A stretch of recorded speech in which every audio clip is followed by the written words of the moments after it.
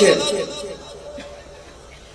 আমি যা নাজ ও নিয়ামত তোমাদের জন্য দান করেছি এগুলা পেয়ে যাকে যতটুকু আমি আল্লাহ দান করেছি এগুলা পেয়ে আমি আল্লাহর শুকর আদায় করো, না শুকরি করিও না, কাফেরদের মধ্যে অন্তর্ভুক্ত হইও না।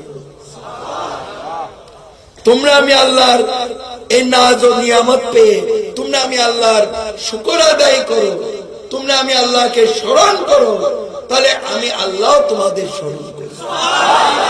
তোমরা আমি আল্লাহর জিকির করো, তাহলে আমি আল্লাহ তোমাদের স্মরণ করব। এবার বুঝতে পেরেছেন? এটার নাম হচ্ছে আল্লাহর প্রতি আনুগত্য।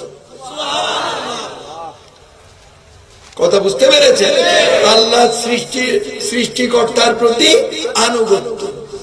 এবার বুঝে গেছে? আর উচ্চ স্বরে বলেন, বুঝে গেছে? সবার আওয়াজকে আল্লাহ কবুল করুন।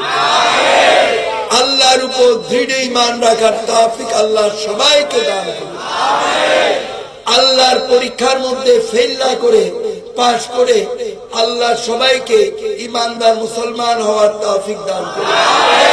বেশি বেশি নামাজ পড়ার তৌফিক দান করুন, রোজা রাখার তৌফিক দান করুন, হজ করার তৌফিক দান করুন, যাকাত দেওয়ার তৌফিক দান করুন, কালমা শরীফ আদায় করার তৌফিক দান করুন।